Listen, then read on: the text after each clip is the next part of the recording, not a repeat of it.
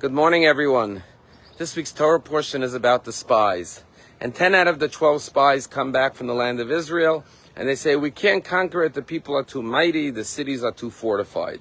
And then the dramatic moment arrives. Vayahas Kalev et ha'am el Moshe. Kalev, one of the two good spies, silences the crowd. Everyone is crying and complaining, and there's chaos, and Kalev gets up to make a speech. And everyone gets quiet to hear what he has to say.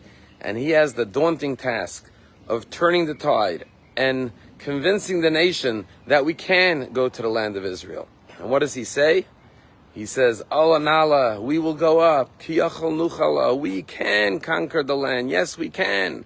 Because as the old adage goes, whether you say you can or whether you say you can't, either way, you're right. But here's the question. If you were Kalev, and you got everyone quiet, and you have to convince everyone to go to the land of Israel, what would you have said? I know what I would have said. I would have said, Jewish nation, how could you even question whether we can go to the land of Israel? Haven't we witnessed the greatest miracles ever? Just recently, we witnessed the 10 plagues, 10 miraculous miracles. Then we witnessed the splitting of the sea and the drowning of all our enemies before our very own eyes. We witnessed this miracle. And then the revelation of God at Mount Sinai. Why are we even questioning whether we will be able to conquer the land of Israel?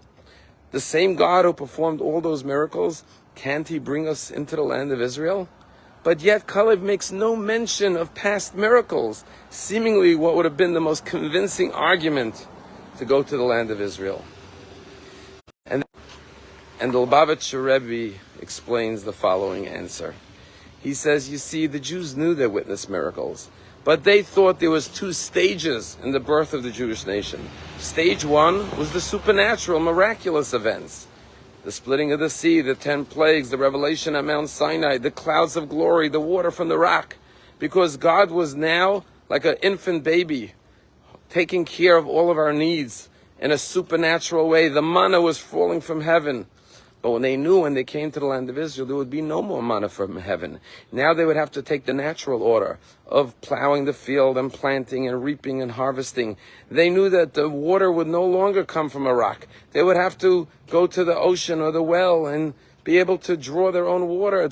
They would no longer have supernatural divine miracles. And therefore they said, now we're going to have to fight like any other country. We're not going to have miracles.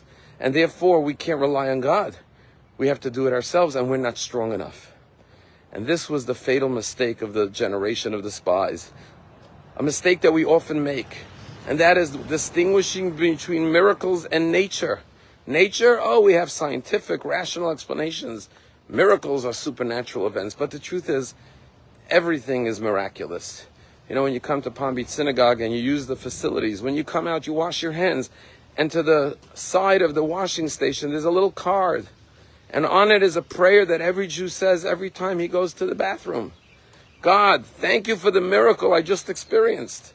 God, you fashioned my body with wisdom, with different orifices and cavities and vessels. And if one of the vessels that was meant to be open were to rupture, or one of them was meant to be open were to be closed off and blocked, I couldn't survive. I couldn't live. Thank you for the miracle of being able to relieve myself. The most mundane thing that a human being does. They stop to say, thank you for the miracle of my physical body, because this is a divine creation that is supernatural. Yes, you could see it through natural eyes. You could see the sun rise, and you can see the moon come out at night, and you can see the stars in the heaven, and you could see a baby be born, and you could explain it in medical, scientific terms. But a Jew sees everything for what it really is, the hand of God, miracles. And therefore, the mistake of the spies was that they thought there's 2 different attributes of God. It's really God doing miracles all the time. Every breath of life we take, the fact that we can see and hear, it's all miraculous. The only difference is whether it's disguised in nature or not. But nature is truly God. There's a story told in the Talmud. There was a great rabbi, Rabbi Scheiner ben Dosa. And he once came home on Friday afternoon and he saw his wife hadn't set up the Shabbat candles. And he said to his wife, why did you not set up the candles? And she said, we ran out of oil and I can't afford oil for the candelabra. And so he said, what do we have? Do we have vinegar in the house? She said, yes. He took the vinegar and poured it into the lamps. And she lit the wicks, and they burnt. And he said a prayer to God. He said, Almighty God, the one who instructed the oil shall burn, shall this Shabbat instruct the vinegar to burn. And sure enough, the vinegar burnt. Because you see, to Rabbi Hanina ben Adosa, it wasn't like oil burns naturally and vinegar burns miraculously. The nature of oil was also created by God. The same God who told the oil to burn can tell the vinegar to burn. It's a story told about this little boy when his father got his first cell phone back in the day. And he said, Daddy, what's that? He said, it's a cell phone. He said, where's the wire? He said, it's a new phone. It doesn't have a wire. It's a cell phone. And the kid says, I don't understand. How can it work without a wire, without a telephone cord plugged into the wall? And the father said, Sonny boy, how it works when it's plugged into the wall, how the telephone reaches somebody at the other side of the world, that you do understand? We assume we understand nature, we just don't understand miracles. The truth is we don't understand anything in this world. It's all beyond human understanding. It's all truly miraculous.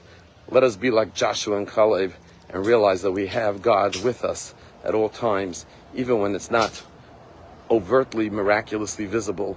God is always behind the scenes helping us. Have a wonderful day.